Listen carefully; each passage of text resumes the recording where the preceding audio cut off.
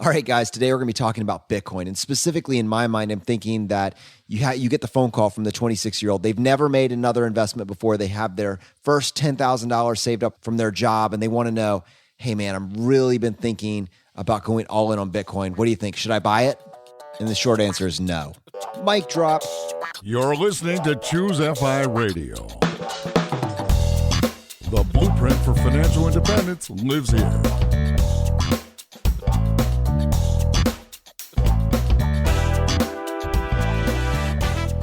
If you're looking to unlock the secrets to financial independence and early retirement, you're in the right place. Stay tuned and join a community of like-minded people who are getting off the hamster wheel and taking control of their lives in the pursuit of financial independence. ChooseFI, your home for financial independence online.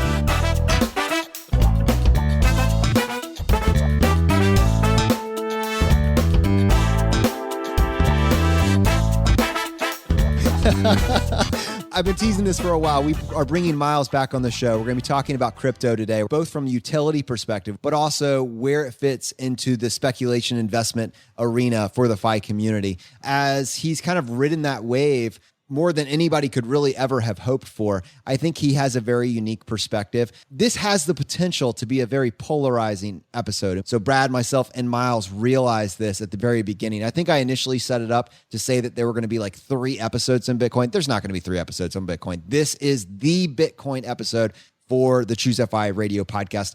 And what totally convinced me that I had the right person to talk about it was an email that I got from Myles basically saying, guys, I get that this is a polarizing issue, but I really don't want this to be a Floyd Money Mayweather at the MGM type fight, more of an intelligent and controlled discussion. And I was like, yes, that is exactly it. This is an exploratory mission where we get to hear about someone that stumbled into it and has benefited from it both as a utility and as a speculative investment. I think it hits all of the criteria you could ever hope for. But for the FI community, through the very focused lens of FI, here is your Bitcoin podcast. And to help me with this, I have my co-host Brad here with me today. How you doing, buddy?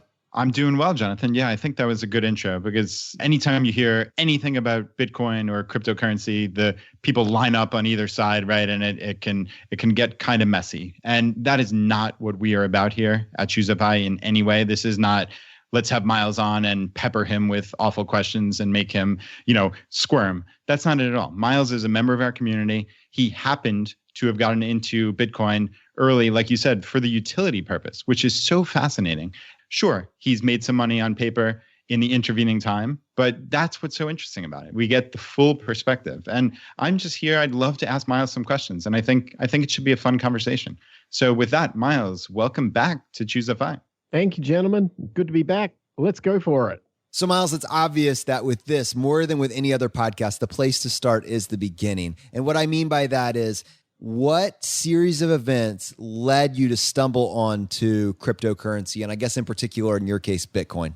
Well, I'm a software developer by trade. I've always been that. And I exited the employment world, I guess, in the 90s. And I went off on my own to develop my own software as, developers do. And this is a long time ago. Back in those days, you used to write software and you'd put it on a CD and send it out to people, or you might have it on a website and they could download it and then buy a license to it. It was those old days. It wasn't the days that we have today. What happened was I developed some software for a market in the late 90s. It was for the service and repair industry. I had to get this software to market very quickly because there wasn't anybody in the competing space where I was looking to deploy my application. So I did it in a language I wasn't all that comfortable using, but it was quick. I could get this thing to market fast. And as it happened, it worked out really well. I had a product that people wanted to buy. This happened to traverse into the early 2000s and ongoing. By about 2003, I started to see the downside of the technology choices I'd made earlier on, and I had to get this software redeveloped. So here is my problem. I've got 200 clients. I've got this active application that's been quite successful. And now I've got to rewrite the thing from scratch because I was losing all of my money paying license fees to the language licensing that I'd used on this thing. I just had to rewrite it. So here I am, just me, effectively a micro business running this software and doing okay. Somehow I've got to run my business and I've got to redevelop the software from scratch. It's a tall order. And I knew that I had to reach out to other people who could help me do this. But affording local programmers at the time was really difficult. My margins were very low, mainly because I was losing most of my money to this licensing issue. I ended up having to go offshore to find developers, and I chose a different technology structure to do it in. I went to the Asian market to look to who would actually be able to be affordable that could work with me and could teach me this alternative technology at the same time, partner with me to get this thing done. And I had a hard time finding somebody, but eventually I found a guy who was in Bangladesh, which is a really unusual place, but the technology choice we had gone with was very unique, and I really had very few choices to make with this. Anyway, I could afford this guy. So what happened was I put him on retainer, and he started working with me, and we ended up rewriting the software and transformed it, did the whole thing. Took us a couple of years, but every 2 weeks, he was like kind of like an employee, but really an outsourced, contractor. Every 2 weeks, I got to pay the guy. He would send me kind of an invoice, every 2 weeks. And then I'd go, okay, well, how can I pay you? Now, by the time this all sort of became very difficult, we were getting into 2005, sometime around then. It started off that the only way to pay him was to use Western Union. So I contacted Western Union and I said, look, I'm a company. I want to pay this guy. How do I do it? Initially, they said, okay, sign up on their website, put some money in this account, pay the guy. I'm thinking, fine. So what does pay the guy mean? Well, it means they'll give you an ID number. I think they called it an MTN or something like that. And you'd email it to him, and then he would take that ID number to his local Western Union office and then present it with his ID. And then 2 days later or something like that, he'd get his money, less all the fees that he would have to pay on his end to collect. And I was also paying fees on my end to originate it. It was getting to the point where fees were ridiculous, but it was workable because he was so cheap. So in the end, that's what I did. So what happened was about a year or so later, Western Union started to change their policies, particularly in regards to Bangladesh. Now, it was post 9/11, post Patriot Act. This was a time that certain countries were very sensitive to the United States. And Bangladesh, being a predominantly Muslim country, which ranked on sort of a higher level of risk on the terrorism category, was very, very hard to send money to. So little by little, Western Union made it more and more difficult for me to pay my guy. And as time had progressed, he's more and more important to me to be on the payroll. So I'm thinking, this is getting ridiculous. They made it to the point where I literally, in order to pay him, and I had to do this every 2 weeks, I'd have to go to my bank, pull cash out to cover his costs and the Western Union fees, get in my car, drive to the local supermarket, go to the customer service counter, front up there with the cash, give them all of his details, originate the payment, pay them the cash to get the NTM number to drive back to email to him so he could go and collect it. And this was happening every 2 weeks. It was ridiculous. I then said to my bank, there's got to be another way I can do it. And they said, like, well, you could wire transfer. So we tried that for a while. So it started out, wire transferring cost me $35 to wire. But after time went by, it was not something that I could do automatically. I still had to get in the car every 2 weeks, go to the bank, do the whole thing. And it was just getting ridiculous. As time progressed and we got through to around about, I guess it was 2011, something like that, all of a sudden I started questioning whether keeping this guy on payroll, for lack of a better term, made sense. I'd already achieved what we needed to do with the software. We ended up going off in another direction, doing some internet stuff as well, in which he was not participating in.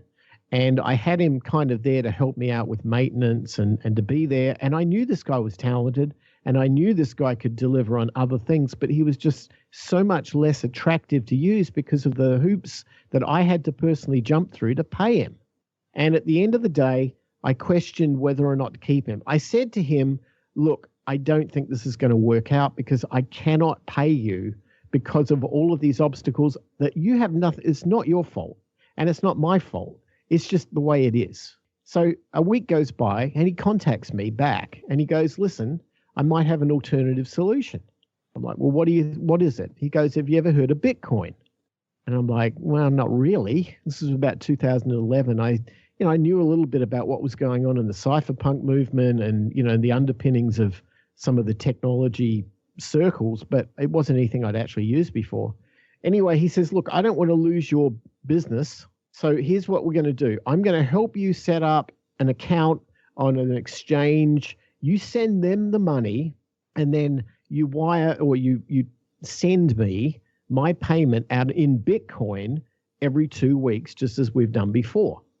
So I said, well, I guess it can't hurt, right? I mean, I'm having to pay wire fees to get the money to you. I may as well pay wire fees to get the money to an exchange. And so he sets me up with this exchange called Mt. Gox. It was in Japan. Basically, it was kind of like a web thing. It was kind of like an online banking portal almost, and you'd wire them the money. And it took ages for them to actually receive and credit you for the money. But once the money was there, you would then have access to these funds, but in this Bitcoin thing. And then I would convert his payment into US dollars, work out what he was doing it, and then I would send Bitcoin to him. And that's where it all began. And that was about, I think it was somewhere around about mid-2011, something like that. This is fascinating because this is honestly, of all the conversations I've had about Bitcoin over the last year, this is actually the first conversation I've had, at least here in the States, about someone referring to their actual utilization. Every other conversation I've had has been tied to the fear of missing out about what happens when it's worth 1,000 times more than when you initially bought it. But utility makes sense to me. You have a problem, here is a solution. And it's more appealing to me because I have family from Africa, from the country of Zimbabwe, with 90+% unemployment. I mean, essentially, it's a country in crisis where there are no functioning businesses. There are entrepreneurs that are making things work at the margins. And one of the ways that they can still get paid because the government is just inefficient is through these type of cryptocurrencies and online monetary exchange programs. And so I see the utility there, but I never hear anybody talking about it that way in my own social circle. Well, it was to me an alternative to PayPal because PayPal didn't have, there's a term I got used to back in those days, and it's probably still appropriate. It's called reciprocal banking agreement. And it basically means that country is on the bad list to deal with. PayPal, for example, does not allow you to send money to somebody in Bangladesh, even to this day, because there is no reciprocal banking agreement that allows you to do that. They would get in trouble, apparently, if they were to do that. And so, whereas I can go on PayPal and send you money and you get it pretty much instantly and, with a couple of days it's in your bank, I can't do that to a guy in Bangladesh. I would have a hard time doing that to somebody in, I guess at one point I had a couple of guys in Vietnam I was dealing with, and that was a problem with them. And as more regions become part of the emerging digital economy, this becomes more and more of a problem. And they all turn to alternative ways of being paid.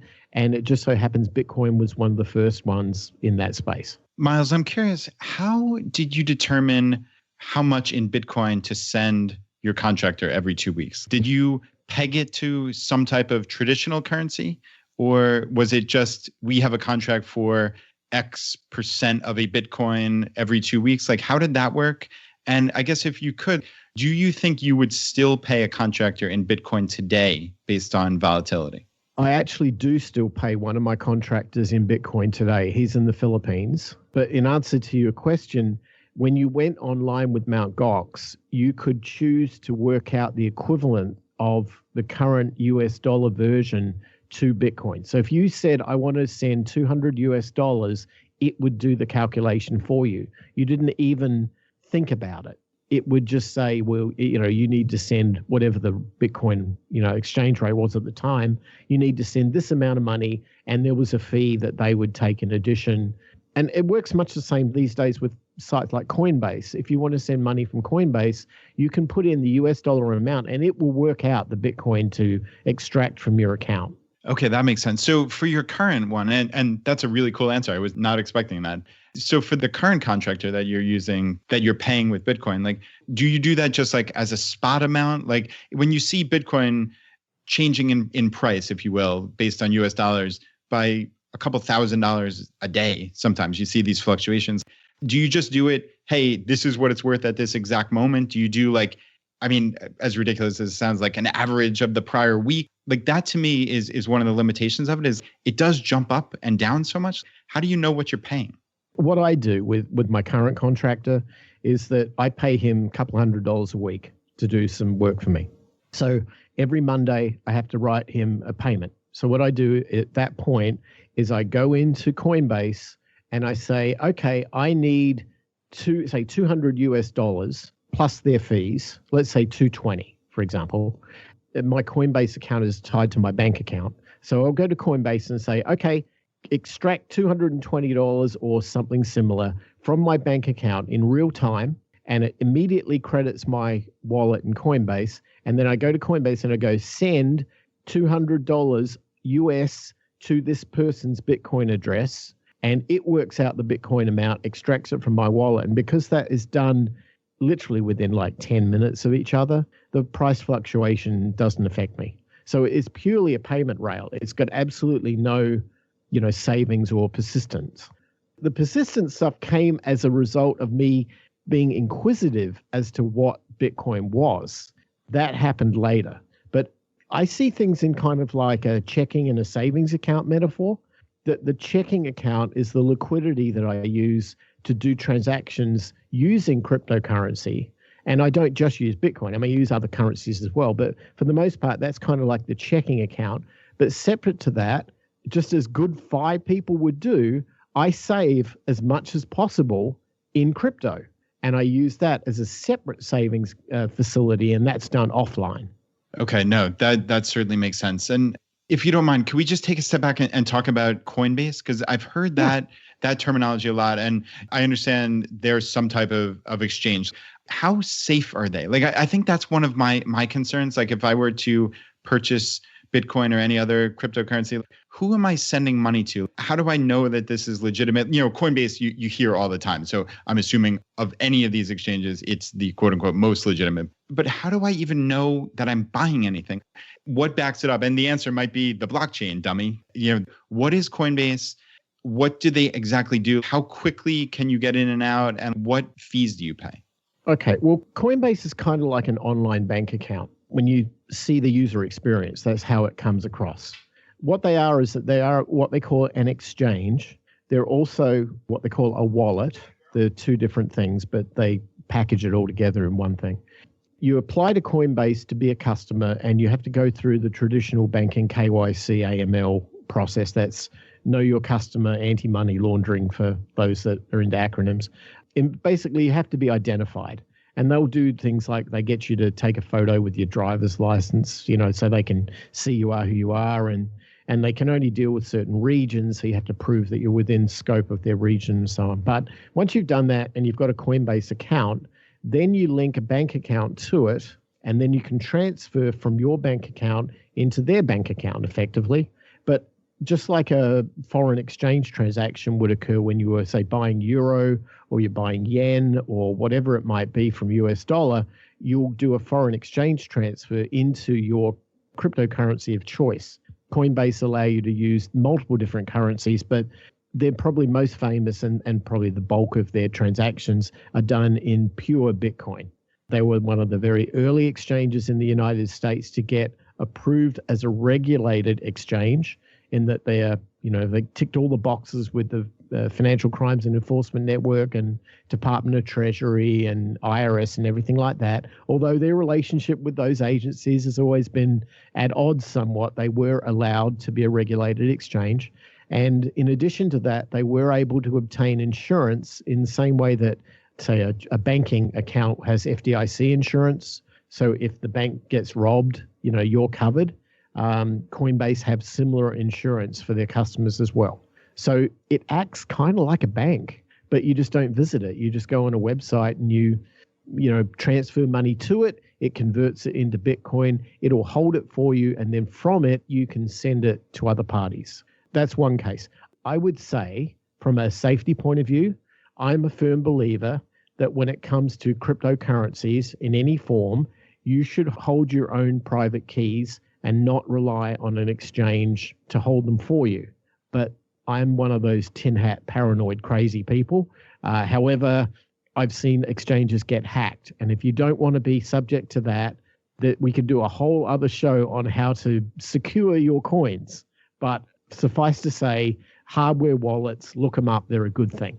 What's interesting about this conversation to this point is we have been discussing Bitcoin as actually being used as a currency. I think probably one of the cases that people do make, and that I tend to agree with, is that when you hear the hype, it's usually based around how valuable it's going to be a year, 2 years from now, and you can't afford to miss out on this. But as a currency, there are a few different bullet points that currencies need to provide. And one, I think you covered. Actually, you were saying that it was a solution to a transaction that was very difficult. In order for you to exchange money internationally, there's a problem there. So this is as close to easy as there is up to this point. The second bullet point would be that it would need to be widely accepted. In your case, widely accepted isn't as big of a deal as much as two individuals trading value back and forth.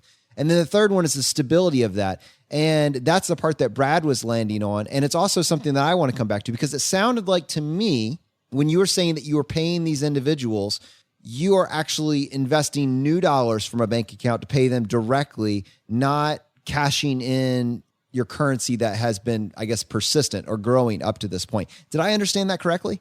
Yes, that is correct. To complete the circle with as far as holding Bitcoins, when I learned about Bitcoin in 2011 and I realized that this was a successful way to pay this contractor, my immediate reaction, which is somewhat naive, but my immediate reaction was, well, if it works for him, it would work for other contractors, and I could build an army of developers here, and we could go and do great things and change the world. That's really naive, because what I didn't do, and it took me a while to work this out, was to look at exactly what was going on with this currency, and then to see all of the ripple effects that it has. What I didn't realize was that this was like a virtual economy that was kind of similar to old video games when you would buy like Second Life or all of those massive video games that were around or still are, like World of Warcraft and stuff, where people were trading digital goods between each other. Somebody wanted to buy somebody's sword, or you want to get virtual gold in a game, or you need a shield or something. And, you know, there were people a long time ago, not so much these days, who used to play these games 24/7 in China, build up all of these things you would want, and then sell them to you for real dollars. And that's actually the underlying reason why Mt. Gox as an exchange began, is to be able to allow the transaction of digital goods between people, and realizing that if you're an avatar in a video game, how are you going to trust that fictitious character to complete the transaction if there was not a third-party exchange between you and the player? And when I started seeing this and realizing, hang on, this is really interesting, because what this is creating is like a simulation of real money and real economies, because the value of things would ebb and flow based on supply and demand. And there was always the factor of inflation or deflation that could come into it. And I started realizing these guys have created like a laboratory simulation of economics. Now, at the same time, and this is why it was very interesting timing, we had just gone through 2008, through the global financial crisis. People had lost their homes. People had their trust in banks was an all-time low. They saw banks as casinos that were out there to rip them off and steal their wealth. And to some degree, that was true. But the thing is, there was no trust. What happened was a lot of people who were activists, hackers, cryptographers, in that sort of group, wanted to use their knowledge as a weapon against the banks. They wanted to create a way in which they could decentralize a trust, and that they could create a method in which they could decentralize trust that would go against the banks completely. And they did that with Bitcoin. The whole concept of the blockchain, the whole concept of cryptography used as almost as a weapon against the banks, was really what spawned this, and probably is one of the great reasons why there is so much of a polarizing effect when people talk about Bitcoin. It's because Bitcoin was originally a weapon. It wasn't just a a currency. It was a way to stick it to the banks because they just stole my neighbor's house or they just put this guy into bankruptcy. This was how we fought back. And to some degree that was true. But what was really interesting was that when you create a virtual new economy, then all of the problems that we've dealt with for thousands of years since the dawn of money as an exchange start coming to the surface all over again. How do you trust between two parties? How do you transfer and trust that, how do you stop a thing called double spending, where if I give you something, I don't give it to somebody else, and then you both some point realize, hey, who's got the real thing? This is the underpinning concepts in technology of mining and all that technical stuff, which, that would blow people's minds and bore them into tears, I would think. And they can go to YouTube and find out all about the technology of this stuff. But in solving those problems, the Bitcoin community created opportunities in so many other areas. And that would be the blockchain and what it can do for all these things. But you know what? I'm going to be selfish here. I always looked at this and go, well, that's all wonderful and good, but what's in it for me? How do I make money? And then I looked at this and I realized, if this is an asset and it's going to go up in value because it has scarcity, there are only 21 million Bitcoins that can ever be produced, then the supply and demand curve has to kick in at some point. And I can get in really, really, really, really, really cheap. So I did that. I grabbed a bunch of it and I stuck it away and I said, well, I'm not going to use that for trading. I'll use this for trading and have like a separate run. I'll just keep that stuff aside and I'll use it. And periodically I would delve into it to use it to pay somebody if I couldn't be bothered going to the bank or transferring money or whatever. But for the most part, I just left it there.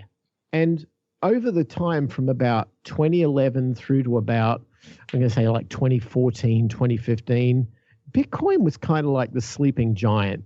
It was there. Prices went up a little bit, down a little bit.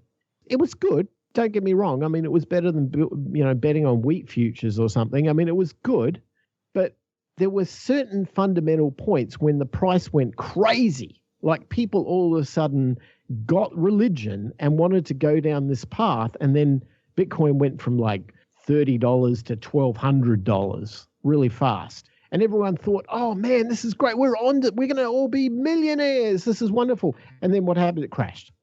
I looked at it and I thought, yeah, but fundamentally, it's got an application that I can use.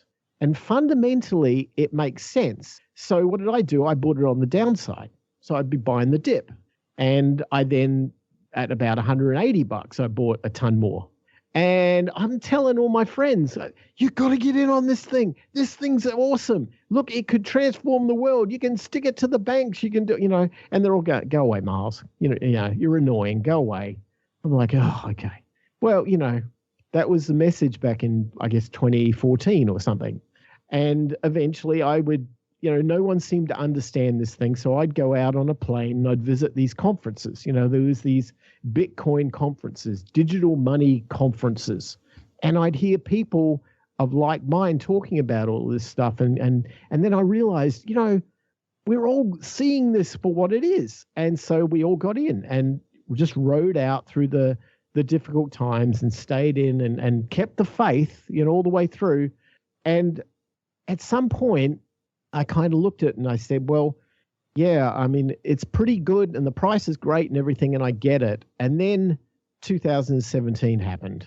And when 2017 happened, it was like the real estate craziness of the early 2000s when everybody wanted to buy any form of rental property they could get their hands on because they knew it was going to go up in value. We could make 5 times our money on this. And every TV show had flipped this whatever and, all that sort of stuff was going on.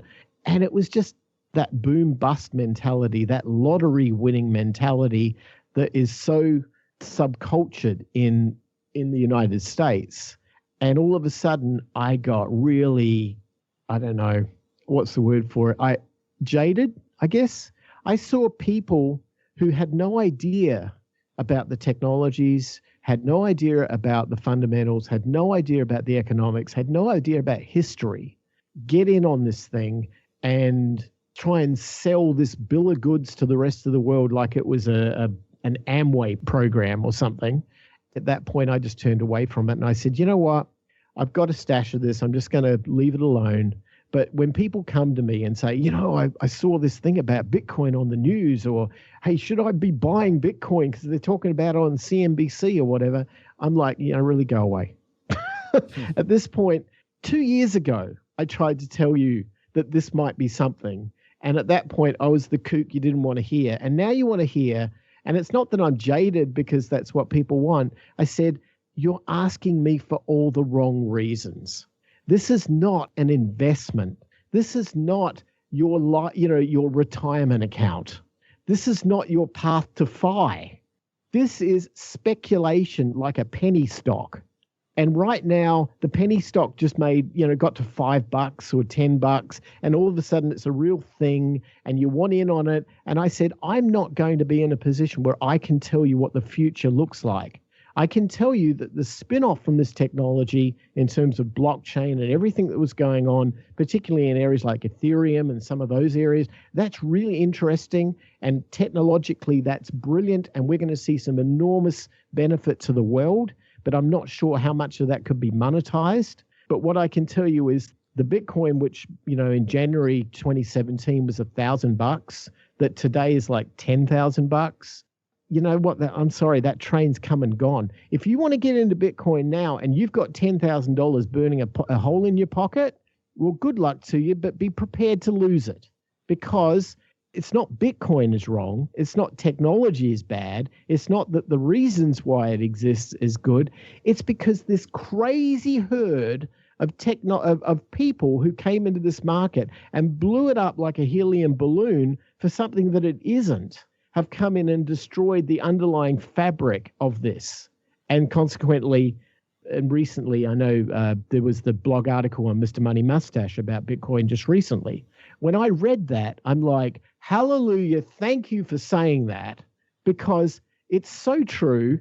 People are getting in this thing and going, I can make millions of dollars in this. And I'm like, no. How about you spend some time researching it and reading it and understanding it, and don't come to me and have me, tell you how you're going to get from zero to hero. That's not my job. It's your job to work it out. And when you do that, if you have questions, I'm happy to answer the questions technically, but this is not going to be, I don't think it's the internet.com boom thing where I could invest in Amazon and it's 1997. No. That train has come and gone, left the station. Now we're looking at the future and whether or not this is going to be a part of the new economy. And in that world, I have doubts. Not completely doubtful, and I'm going to annoy everybody in the Bitcoin community or everybody in the crypto community who are living on faith that their entire fuel source is the smell of faith as a petrol. That's what's keeping them going, because at this point, we don't have mass adoption. We don't have you can't pay with Bitcoin and get your coffee at Starbucks yet. And until that day happens, we are living on faith, and literally we're living on fumes. And nobody wants to be told they're wrong. But I have to say, as a pragmatic, frugal person who likes investing and is willing to see something for what it's worth, somebody's got to call it out and say, hold on a second. Before you jump ship into this thing, you might make a lot of money, but you might lose your shirt. And when they're $10,000 of Bitcoin, I don't want to be anywhere near the blast range on this. Brad, we have done over 100 episodes on this podcast, and you know that I am the first person to jump in and interrupt. But I'm sure you could sense I was like, I'm just going to sit back and let Myles run with it. Yeah, that was fantastic, Myles. And I think you hit it right on the head with the speculative behavior. And that's why there's that reflexive revulsion from people in the FI community, I think specifically, because we look at this and you hear people who really know essentially nothing calling it an investment. And to me, it doesn't fit any of the definitions of an investment. It's right now, it seems to be speculation. But I'm actually curious, if you don't mind, because this is like a rare opportunity to talk to somebody who really does know a whole heck of a lot about cryptocurrencies in general. To go back to the point of inception, right? Bitcoin, or really this speaks to any of these other hundreds or thousands of cryptocurrencies. What makes one of these things worth anything? And this is not tongue in cheek. I'm not trying to put it down in any way. I just mean like there are 1,000 cryptocurrencies. What differentiates any of them? What makes them have any type of inherent value? Like I like to use a quote from Tim Ferriss's, what would this look like if it were easy? And to me, that's like, what would it look like if Bitcoin were not under this speculative bubble? And okay, there's eventually going to be 21 million of these coins. What are they worth? Like, how do we peg what they're worth? Does it go up in some normal fashion? Like if it's actually used as a currency, what does it even look like? And how do we know why there's any inherent value? Is it just that we're all using it? Is that what gives it value? I guess talk me through that, because that is what fascinates me. Well, Bitcoin in its original white paper is just simply a peer-to-peer method of transferring value over the internet between parties. And I used it for that. That was my primary purpose. So I'm very true to the original intention of the white paper. But in effect, it has three, what we call network effects. It has three network effects. One is that it's a medium of exchange, so I can transfer value. The second is it's a store of value in that it has some inherent perceived value converted to, say, US dollars, what we value a Bitcoin as. And then the final one is it's a record of trust in a public ledger. And those three things need to be achieved in order for Bitcoin to reach its, to reach a point where people use it and it's just a part of our normal lives. I would say that if those three things were achieved, this could disrupt world currencies forever. That's a really great faith-based position. And people value Bitcoin because A, it's scarce, and B, they don't want to miss out. They want to be on that train, right?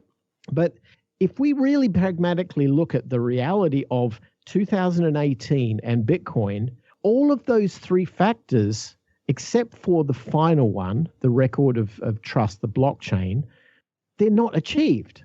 As a medium of exchange, it requires customers and vendors to accept it. And very few are doing that. And that's because as more and more people got involved in this, it didn't scale well, not like Visa or MasterCard does. And the costs of doing the transactions became so prohibitive that stores that used to accept Bitcoin shut down and stopped accepting it. So as a medium of exchange, didn't work, right? That one's off the table. As a store of value, then people used to think of Bitcoin as like gold 2.0. Right? This is like gold that you can transfer and you can store electronically and digitally, and it's great and it's better than gold.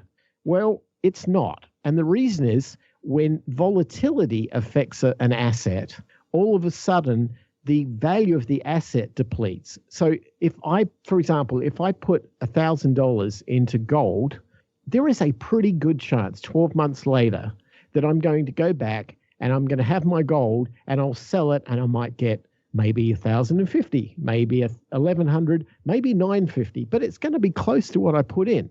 It's a safe haven. If I do the same with Bitcoin, well, depends what time of the year. If I bought Bitcoin at 15,000 in December and I come to it today and it's now 10,000, well, I've lost a huge percentage of my asset and it no longer has that store of value property. That said, I could do it in reverse. I could buy it at $1,000 and then come back to it 12 months later and it's 15,000 and it's a wonderful store of value, but there's no guarantee. And the volatility is what scares people off and again, reduces the adoption rate. So the more times we fail in any of these network effects, the more time Bitcoin becomes less and less of a probable currency. Add to that the mass hysteria that we saw in 2017, where you had sites like BitConnect, which was like a Ponzi scheme thing, where people could buy into it with a bunch of money. And then there were all these guys on YouTube talking about how much money they're going to, the Ferraris they're buying and the Lambos and the houses and it was just nuts. People were just out of control. And it just showed me human greed at its worst. And how people just got scammed. And then when that site went down and everybody lost their shirt and everybody lost their money, rather than people saying, well, investments have risks or speculations have risks and sometimes they don't work out, okay, dust myself off and move on. No, they all went to lawyers and got class action suits and then started to sue the very same YouTube hosts who are out there selling it. This is what happens in boom and bust. The worst of humanity comes forward and everybody thinks they're Gordon Gekko. And, it's horrible. When I saw this happening, I looked back in history at 1865 California gold rush, and I studied what happened from historical record and how that all came about. And it's so interesting because it's so parallel to this. When they discovered gold in California, only a few people found out about it. And those people made enormous amounts of wealth because they found this thing that very few people, and eventually the word got out. And then all of a sudden, everybody from the Dust Bowls of Oklahoma and Texas all went west in search of their fortune. And they all, hit upon places like San Francisco, which at the time, the only, should we say, police enforcement that was there was the military, who were just there as a sort of a, watch and see type thing. And there were basically no laws. Anything could happen. So people went in there and they're panning and they're sluicing and they're doing everything they can to get gold out of the ground. And some of those early adopters, they made a lot of money. But then the gold ran out. And what happened when the gold ran out is all of a sudden, guess what? People started stealing from each other. You get gunfights in the street because people were anxious and they were upset. And then all of the crime didn't happen. And we had this sort of lawlessness that came across this scarcity of resource and too many people getting in, fighting over it. And it felt like 2017.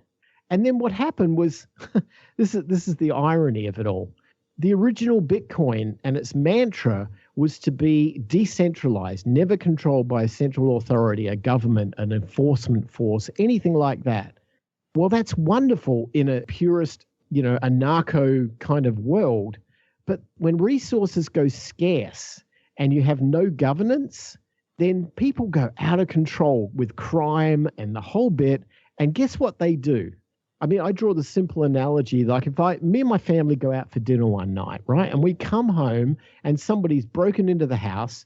They've ransacked everything. They've stolen everything they can in sight. What's the first thing that you do? Call the police. You reach out to a third party to be the enforcer to act on your behalf to try to right that wrong. Well, the entire community, the libertarian anarchist community that was behind things like Bitcoin and the original blockchain back in the day, didn't want governance. They don't want that sort of thing. And so what we've got is this kind of Wild West mentality in which 1865 repeats itself all over again. People start turning to crime in order to get money. There's this mass rush to get crypto before it goes up too high, and it never ends well. That revulsion you mentioned, I think 2017 is the first year I ever felt that. When I was literally getting stock tips from the Shoeshine Boys, to quote Joseph Kennedy during the Great Depression, it's literally people that have never had an interest in investing were suddenly coming up asking me whether Bitcoin should be their very first investment. You could feel it. You knew it was going south. You just had this kind of creepy sensation over your shoulder. And I think you have set the playing field in a perfect place for us. And I think every single minute up to this point has been value added. But if we could, I would love to take a few minutes and just hit you with some questions. These are genuine questions from our community. They're questions that Brad and I have had as well. And taking what I would say is from your end, a very friendly face to the Bitcoin community and also getting where the FI community is coming from. I would love it if you could kind of help us work through a few of these questions that I know all of us have. And frankly, we're just trying to figure out where to get a straight answer. Would you be willing to take a few questions? Bring it forward. Okay. Let's do it. So my first question would be one, like, why are we talking about Bitcoin and not about PayPal? You mentioned PayPal earlier. You said you couldn't get it to Bangladesh. Okay, makes sense. But generally speaking, there's mass hysteria around Bitcoin and the future of Bitcoin and the future of blockchain. PayPal's been around forever, and it feels like it fits a lot of those requirements. Why do we not discuss PayPal in the same way? Well, firstly, I mean, in my particular case, it was because of reciprocal banking agreements not existing in regions I wanted to trade. But for the most part, there's no reason why you can't use PayPal to buy whatever you want. I mean, we use it to buy our eBay purchases all the time. I see no reason why it isn't a reasonable alternative. It comes down to cost competitiveness. If Bitcoin can do something for pennies on a transaction and PayPal wants dollars, well, I'm going to go where my money's treated best. But in this case, I don't think Bitcoin's achieving that at this point. So I still see PayPal as a very viable way of sending money over the internet, as long as the recipient is able and willing to receive it. One of the things about Bitcoin that to me has always seemed like a real limitation is the artificial scarcity. You say it's capped at 21 million. Well, what happens when all of those have been mined and it goes from there? So, and this is from Daniel, and he basically, I think he was citing actually the mustache article that you mentioned earlier. And he said, inflation, at least at a small level, can be good. It's needed in order to expand the supply in goods and services. And I think going back to that mustache quote, and also something that J.L. Collins mentioned, when you don't have that, what you end up with is deflation and hoarding. And in fact, I would say even in your case, when I think about what you have right now, you didn't want to spend the Bitcoin that you had. You actually brought new money to the table in order to exchange that. That way you could hoard or invest the Bitcoin that you actually had. What does that mean for the future of the currency? Well, it comes down to trust. Bitcoin is limited in scarcity and controlled as far as it's the miners control new coins which enters the economy based on a scale. And that scale depletes over time. So the assumption was in the original design that Moore's law, which is that computing power kind of doubles every 18 months or so, would continue to play out, and that as a result of that, the Bitcoin reward system would halve every couple of years, or 4 years, I think it is. And as a result, it naturally controls itself from an inflation-deflation perspective, somewhat. But at some point, we don't really know what its actual price point is to be able to gauge that. It comes down to adoption and faith at this point. And that's what's driven its price up, north of $10,000. And we don't know when this is going to end. So I can't say, look, it's a bad idea, never go near it, because tomorrow it could be worth 50,000. It could. There's absolute reason for that. Bitcoin only takes 1% of the world's gold reserves as a digital gold. It's worth 28 grand right there, just 1%. But it comes down to, you've got to be able to spend it too. And the other thing which plays to its favor is that when you look at the value of a US dollar over time, its buying power is horrible. If I take what was able to be purchased with $1 30 years ago and I compare it with today, well, it's obvious how diluted the dollar has become. And the more that we have Federal Reserves injecting money into the supply to dilute down the value of the purchasing power of the dollars we already have, then I would be very, very worried if I was somebody who was on the path to FI, worked for 10 years, saved everything that I've got a couple of $1 million in assets, and I put it in equities and real estate and cash and gold and whatever, only to find out that the value, the purchasing power of that $2 million 10 years from now, when I need to be able to use it, is diminished so much that I basically have to go back and become a greeter at Walmart. I mean, no. That's not a good thing. And I know that's an extreme case, but it has to be factored into the return percentages we're looking at for investments, whether it be in index funds, whether it be in real estate. All these things are being affected by the pure value of what a US dollar is. And if you have a central reserve that is controlling that currency and is influenced with lower interest rates, and they're penalizing savers in order to support borrowers, to me it's obvious why Bitcoin's so popular. I mean, if that's the alternative, yeah, give me Bitcoin.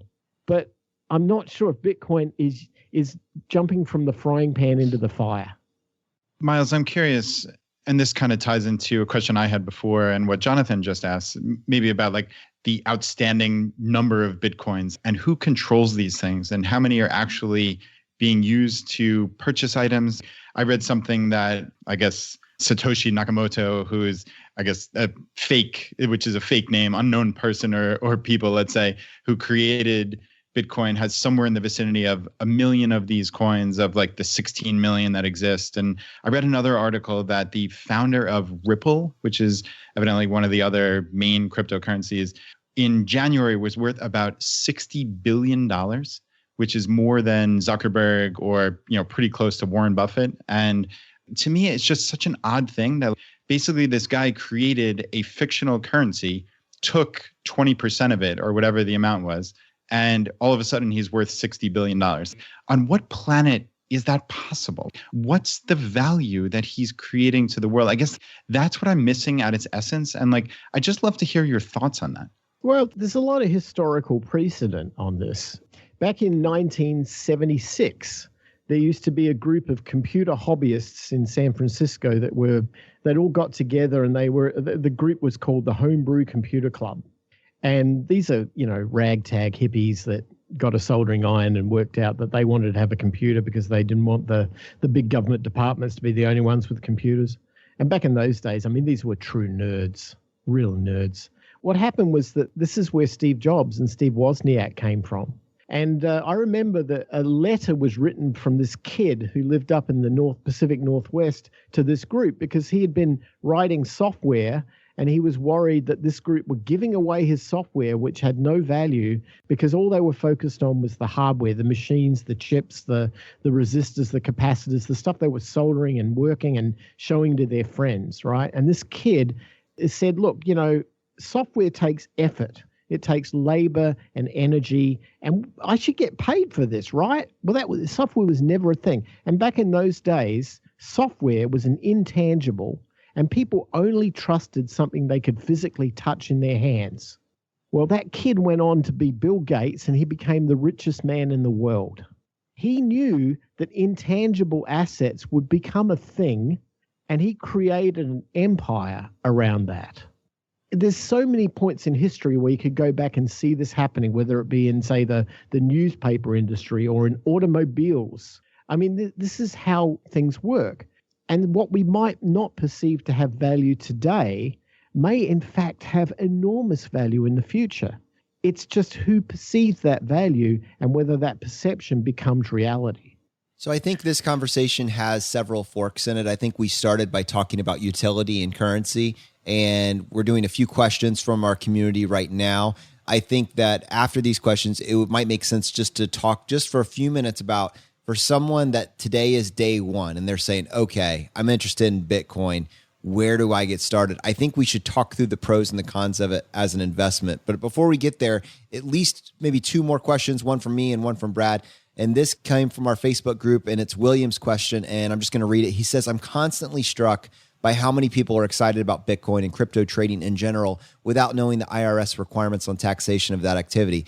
It seems that most people seem perfectly willing to ignore their tax obligation or think that as long as they don't cash into a fiat currency, their gains are deferred. But in reality, every transaction, whether it goes through fiat or not, is a taxable event, and you're responsible for tracking the cost basis between currencies in terms of US dollars and paying the taxes on the gains associated with the trades. Also, if you're mining, the earning of Bitcoins is treated as income, which is taxed in the year in which the payment is issued. Talk about a tax bomb, man. Can you talk for a few minutes? Do you know anybody that either had to report an earnings or a loss on a taxable event? It sounds like based on what you did over the last year, you didn't really have this as much because you did instant transactions. You didn't sell Bitcoin that you've been holding previously. What are your thoughts on this? Well, the laws changed. Okay, well, firstly, I'm not a CPA. Talk to your CPA about all this sort of stuff. Now, let me tell you my opinion. Prior to January the 1st, the IRS issued their entire legislation on this was basically like a page and a half FAQ on cryptocurrency. We want to treat it as an asset. That was their position. That still is their position. And as a result of an asset, you create a taxable event when you convert an asset to US dollars, in effect. So if you have Bitcoin and you never leave the crypto space with it, and that includes other currencies as well, like Litecoin, Ethereum, and Dash or whatever, and you're transferring within the crypto space, but you never actually convert to US dollars prior to January the 1st, that did not constitute a taxable event. At least that's what myself and my accountant and my tax attorneys understand the situation to be. when they passed the tax reform bill in end of last year, they added a couple of very, very small little changes to wording in legislation that does not that now says if you convert a cryptocurrency asset of one type to another cryptocurrency asset of a different type, that's a taxable event. And the only exception to that would be like a transfer, like a 1031 exchange, which was explicitly written into the tax code as being non-taxable within the boundaries of, say, a real estate transaction like a 1031. But anything else, you're going to be paying tax on it. That means that people are going to have to pay tax on these transactions from January the 1st, 2018 going forward. Prior to that, I guess the old rules apply. One thing that is a misunderstanding with Bitcoin is that people think it's a private, anonymous currency. No one can trace Bitcoin. Wrong. That's absolutely wrong. The blockchain, which is the public ledger, shows every transaction to and from by wallet address, and you can easily trace it. The question is, who owns the wallet for the to, who owns the wallet for the from? And you can use various forensic techniques to work that out. And if you're using some of the exchanges like Coinbase or whatever, you'll probably find the address that you've got is consistent. It's used for every transaction, whether you're receiving or sending. And those exchanges are having to comply with, Financial Crimes and Enforcement Network law. And they're going to give up that information about who owns what wallet address. And then guess what? Every transaction you did is in the public space and it's totally visible and you're going to get found. So pay your taxes. It's okay. Pay your taxes. Do it honestly.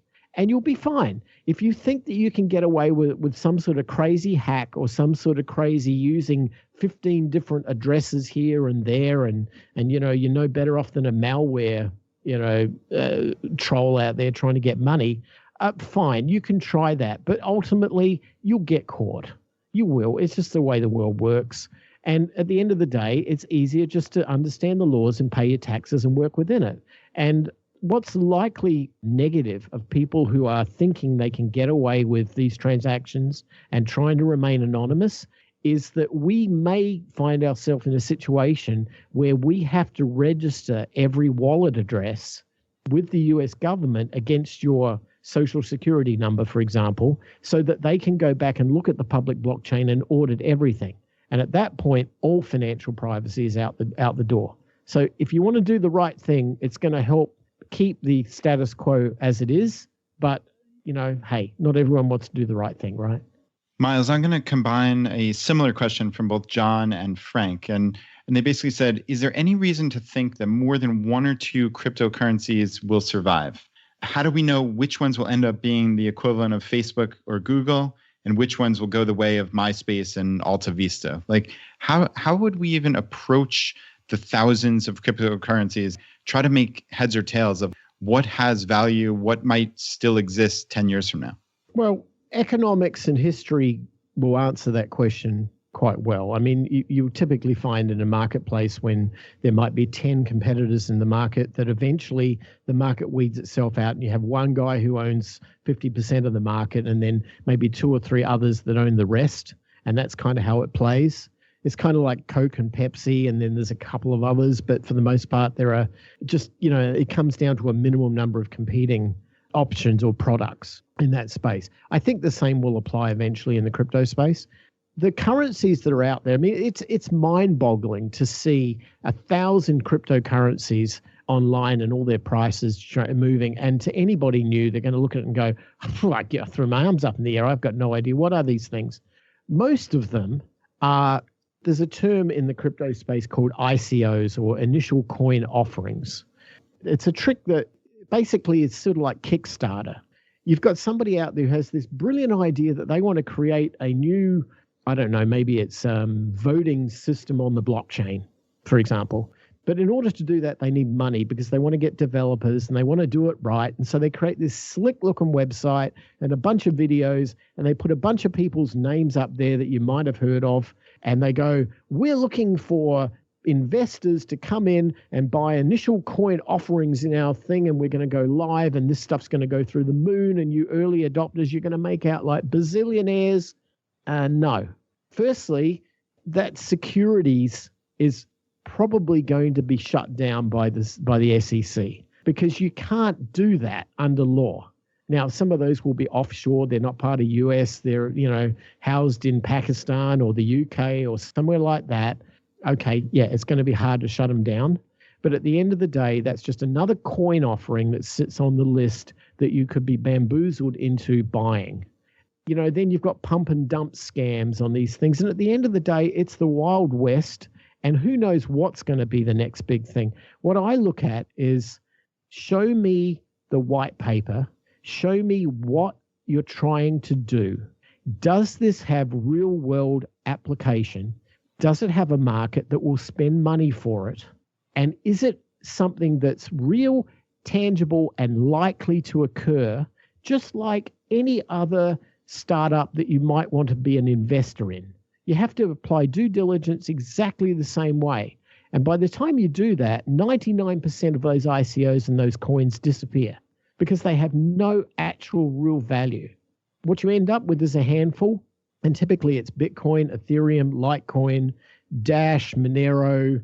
I'm sure there's a few others in there that you could add. I would argue Ripple is not a good idea because it's not a decentralized cryptocurrency as a controlled cryptocurrency. It's basically bank coin, and I'm not a fan of that because I think that the whole reason there's attractiveness in this market is because people don't trust central authorities and they want a truly decentralized currency. So to me, I could whittle down the options to 4 or 5, really. And full disclosure, I own all of them. I guess we probably should ask what 4 or 5 that you're interested in. But I think even more than that, stop me if you heard this before, but what I usually end up hearing as I get into why someone is interested in Bitcoin, inevitably at some point I hear, oh, yeah, but if you don't invest in it, it's not that it's Bitcoin, it's the blockchain. It's important to invest in the blockchain because that's the future. And I'm skeptical right out the gate because the person most likely, and this is maybe my own bias, has no idea what blockchain is. This is just basically reciting something else they've read somewhere else. But then my next thought that follows that immediately is, yeah, but you're not investing in blockchain, you're investing in Bitcoin. And I think while that may be the go-to for why everybody should be doing this, those two aren't exactly the same. And I'm curious, one, if you agree with my analysis of that. And then 2, if someone says, I think blockchain is the future and I want to invest in blockchain, what would that actually look like? Okay. Well, I wouldn't say that you're investing in blockchain. What you're doing is investing in companies that wish to use blockchain in the same way that we use the electricity grid, or we use currency, or we use air, or a basic raw material, because the blockchain is pretty much a raw material. I mean, its job is to allow truth to be written and to persist and not ever be altered. And when you think about it, if that's all blockchain is doing in terms of its being mined and validated, it's about a record of truth. There's never been a time in human history where having a record of truth is so important, because we've all experienced, how we don't know who to trust. We don't know who's telling us the truth. We don't know what to believe in, what newspaper and what comes out of what politician's mouth. All this stuff there's no ultimate validation of truth. The blockchain gives us that. It gives us something that can't be changed. It persists, and it's wonderful. So you have to think of it that way. How could that be applied in society, in commerce, in politics, in communications? There are so many applications. If somebody says, I want to invest in the blockchain, I ask, and in what way are you investing in something in which the blockchain is being used? And at that point, there is no answer. So what they will do is they'll say, well, if the blockchain is Ethereum, because really, so the blockchain, there are 2 effective ways of looking at it. One is as a public record of truth, which is probably the most noble use, and that would be to utilize technologies like Ethereum, which can support that sort of thing. And then you've got this thing called private blockchains, which is kind of what the banks want to have so that they can do interbank trusted transactions and so on, which to me is like, oh, why don't you just use SSL? Why don't you just, encrypt your communication over the internet but no, they want to do this thing because it's a buzzword and everybody wants to be in on it. And they think that there's a career in software development if you use blockchain on your resume or something. I mean, we've come to that again. And a lot of it's hype and a lot of it's just blown up. And yes, there will be changes in the way society works as a result of having a persistent record of truth that cannot be changed. This will affect us in so many different ways. There's so many opportunities that come from that. But there is not one killer app yet. There is not one application of that which you can hang your hat on and say, yeah, there's that which uses the blockchain. Not that comes and affects our lives every single day. My take on it is that the blockchain is likely to be something that is under the foundation of what people use, kind of like open source is in software, and that it will be a great way to empower new applications and new opportunities and new technology. But it, as of itself, should be behind the curtain. You don't see it, and it's kind of like power, and you don't think about it anymore. You just need to know that this thing is built on a public blockchain. That's all you need to know. And if that's the case, investing in it, it's kind of like investing in power or investing in, air or investing in water. We need it. It's got to be there, but I'm not sure if there's something investable. Last question, decentralization. If Bitcoin or one of the competitive cryptocurrencies truly had mass adoption, how could it possibly hope to stay decentralized? It comes down to mining. And that would be very complicated to explain with the time we have on the podcast, but it's all about validation by consensus. And that as long as you've got a lot of parties involved in mining something, that they can, as a community, kind of crowdsource a perspective on something by using mathematics or the same mathematics to validate that this is fact and this exists and it's true and we all agree on it. And that's the way the blockchain works. You can't put something on the blockchain which is a change of something that happened historically without all the miners kicking it out. You won't get confirmed transactions that way, and so therefore it self-polices. The power of decentralization is enormous, absolutely enormous. It is truly life-changing, and there are so many aspects of history in which it's proven to be the ultimate winner. One of those, there's a book which I would encourage anybody interested in this subject, has nothing to do with Bitcoin, but it's so important to read. And I believe it's called The Starfish and the Spider. Find that book. It talks about history. It talks to the way the Spanish conquered Mexico. And that when the Spanish came in, they were able to conquer Mexico quickly because they found a king at the top of the tree. And by taking the king out, the country fell to Spain. It was so easy.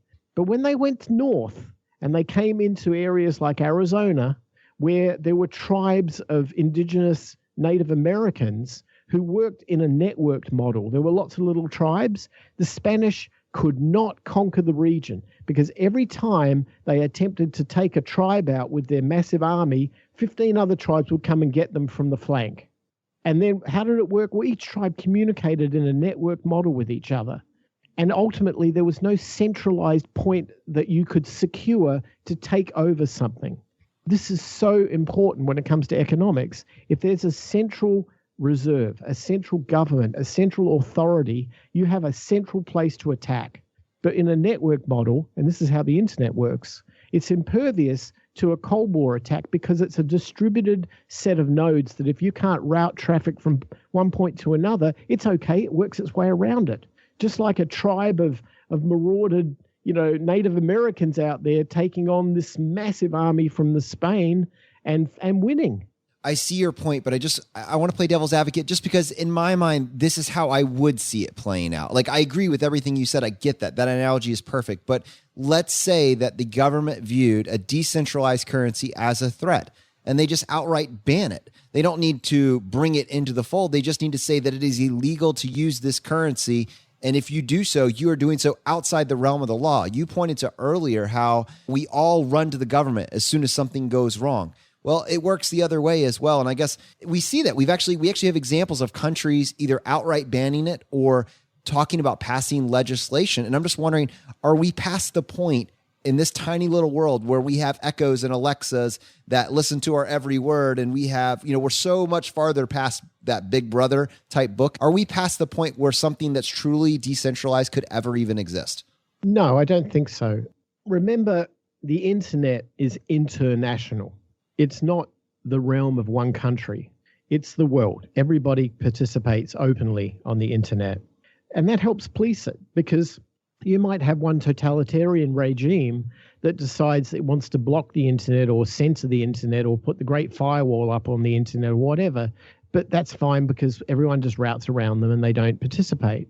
And the downside of them not participating is they can become an island unto themselves, and then nobody can trade with them, and they can't influence the behavior of everybody else because they've cut themselves off from it. And I think the same is true when it comes to cryptocurrencies. There are countries out there that are, jailing people for using Bitcoin, that are banning it, that are threatened by it. And when you look at it, I say just as many countries that are doing that, there are other countries, Japan is a great example of this, in which Japan said, you know what, this could be a competitive advantage to us. So we're going to go ahead and we're going to be Bitcoin friendly, and we're going to have regulation, but they're going to be light touch. And we're going to go in there and we're going to force innovation. We're going to have our people develop the next economy. And we're going to have 4,500 retailers in Tokyo who will accept Bitcoin at a point of sale. And all of a sudden, Japan is, the United States looks to Japan and goes, do we want to compete with that? Should we black ban this thing, or should we keep it, or what do we want to do? And then meanwhile, similar laws in Mexico, for example, are being written in which Mexico can see a way of bringing families out of poverty, out of being unbanked, and giving them access to cryptocurrencies in order to raise their standards. And this is right on our doorstep. If we just shut down and we regulate everything, we are going to have our lunch eaten for us by these other countries. And look, that might be something Russia, for example, wants to do, and it might be something China decides it wants to do. That's fine. But do we want to get the same results that they get, or do we want to try and outthink them, out-innovate them, and create something better for the future? And the United States, and my discussions I've had with people in FinCEN and to be honest, in other areas, would say it's more likely that they would want to monitor and just keep a watch on it and be light touch, at least for the next few years, because what could come out of that could be enormous for the future. Now, they're not going to go too far. They're not going to allow terrorists to win and all that sort of thing. But at the end of the day, if the blockchain, particularly in Bitcoin, can be watched and monitored, maybe they're okay with that. I don't know. We got a message from Michael, and he says, I hope you'll convey to the audience why we should be excited about blockchain just generally, and in particular, instant payments for claims such as delayed flights through smart contracts and finance, expanding banking and lending to the other half of the world that doesn't have access, identification and credit worthiness that crosses all applications, being able to basically bridge this gap. One of the things that he pointed out was the limitations specifically of Bitcoin. I doubt any true FI enthusiast would be excited to buy their first $100 in Bitcoin only to find that it'll cost them $5 to $60 for the privilege to spend or transfer the Bitcoin. And he says this is why Bitcoin is fading in its usefulness as a currency, and why other cryptocurrencies and blockchain 2.0 technologies are much more exciting and promising in their applications. So with that in mind, as we close, I would love, one, to hear if you have any feedback or thoughts on Michael's statements, and then two, maybe what 1 to 5 cryptocurrencies you have your eye on going into the next several years. I think the biggest challenge that any cryptocurrency or any blockchain technology has is to convince people to use it. It comes down to being aware of it. This is not a topic that you can have a conversation in 20 words or less over. It requires somebody to have the willingness to dig a little deeper and learn a little bit about it. And whereas that has already been achieved to some level with Bitcoin and there's some momentum, Bitcoin has become the canary in the coal mine with cryptocurrencies. When Bitcoin wins, it raises all of the boats with it, right? And when Bitcoin loses, you look at those valuations on every other cryptocurrency and they go down as well. And that's not because technologically it's inferior, superior, or equal to. And Michael's right. It is technologically inferior to most of the other currencies that have come from it, afterwards. But it's about awareness. People know what Bitcoin is. There's Bitcoin ticker symbols on CNBC.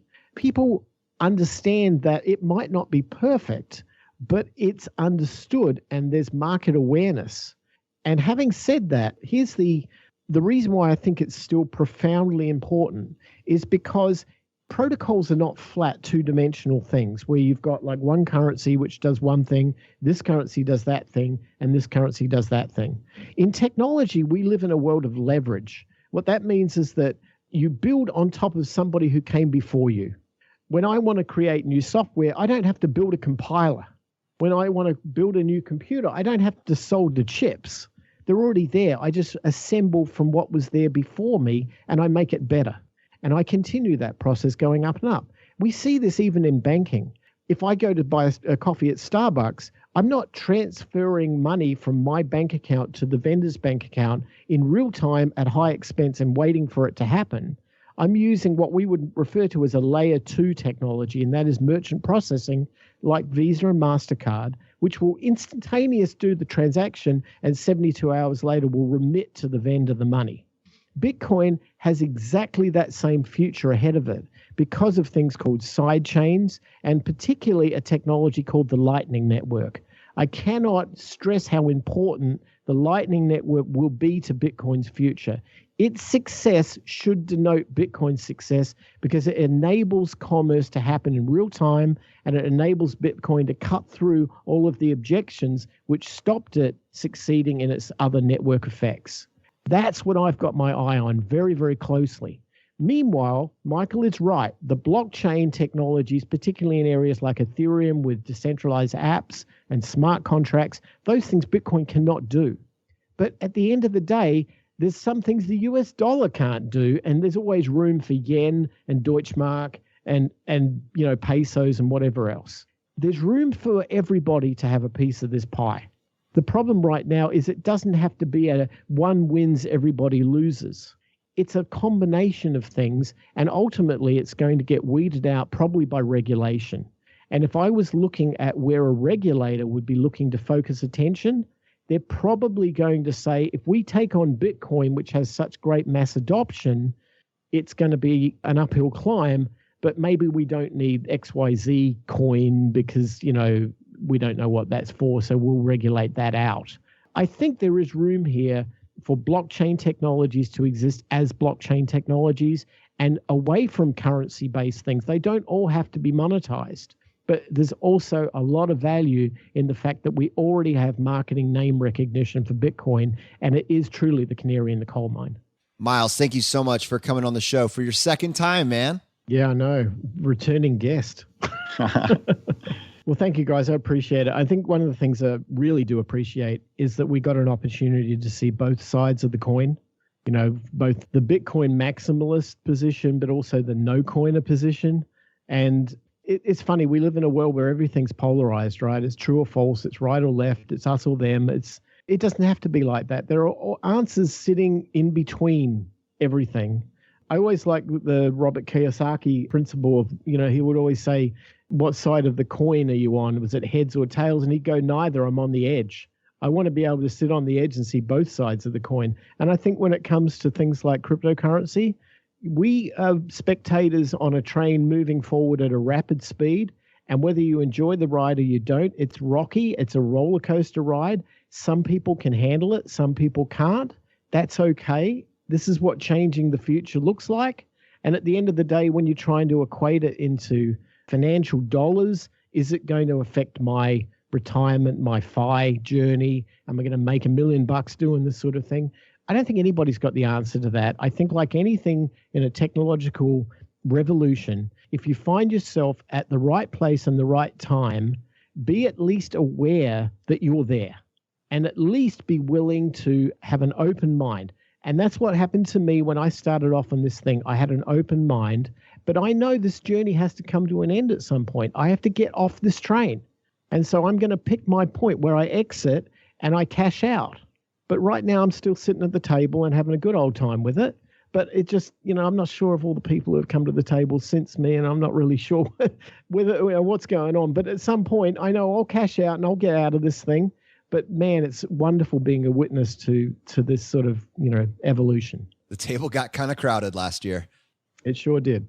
Brad, at a very selfish level, the reason that I wanted to do this particular episode was so that when that individual that has never shown any interest in investing comes to me and says, should I invest in Bitcoin? I can just say, hey, go listen to this episode, take it all in, and then make up your own mind. Because that's what we see over and over again. And frankly, I think that's what Myles brought to the table today. This was an incredibly comprehensive and concise intro to the conversation of cryptos, both as a currency and as a speculative investment. Yeah, just as someone who likes to learn new things, this was a very informative episode. And it served the purpose that we wanted, which was we're not looking to get clickbait here or make some kind of us against them. This is just Myles coming on, trying to give us some background that he's picked up over the last 6 or 7 years, as he was a real early adopter in this for the right reasons, right? Based on utility. And I find that fascinating as his initial foray into cryptocurrencies and Bitcoin specifically. So yeah, Jonathan, obviously that was kind of tongue in cheek about, hey, should I invest in Bitcoin if someone comes to me? And that's difficult, right? Because a lot of what we've seen here and what Myles talked about, a lot of this is speculative behavior in 2017 and now into 2018. And that's a separate animal entirely. I think Myles was really trying to explain to us the underlying technology, why there may be inherent value in some of this, and what the utility might be going forward. And that's what I find interesting. So I still have a difficult time separating it between the herd mentality that's going on now and that underlying utility and like what that actually looks like 10, 20, 50 years from now. But I believe there's a real significant opportunity here, and we need to be open-minded. And that's the crucial part, is don't close your mind to anything. Just try to understand what's going on. And then you make the decision, yes or no, this makes sense for my life, and move forward with some information. All right, to our audience, I hope you got value from this episode. I hope you've been getting value from all the episodes up to this point. If you want to support us in what we're doing here at ChooseFI, here are 4 easy ways. 1, leave us an iTunes review. If you want to do that, just go to ChooseFI.com/iTunes. 2, use our page to sign up for travel credit cards. If you want to travel the world with miles and points instead of your hard-earned dollars, then just go to ChooseFI.com/cards and get started today. 3, if you're working on the milestones of FI, set up a personal capital account to track your progress and use our affiliate link. It's completely free, and just go to ChooseFI.com/PC. P as in Paul, C as in cat. And 4, and most importantly, find your friends, coworkers, and family members who might be open to this message and tell them about the podcast. Have them start with episode 38, The Why of FI, and right behind that, have them go listen to episode 21, The Pillars of FI. It is a fantastic starting place. All right, my friends, the fire is spreading. We'll see you next time as we continue to go down the road less traveled. You've been listening to ChooseFI Radio Podcast, where we help middle-class America build wealth, one life hack at a time.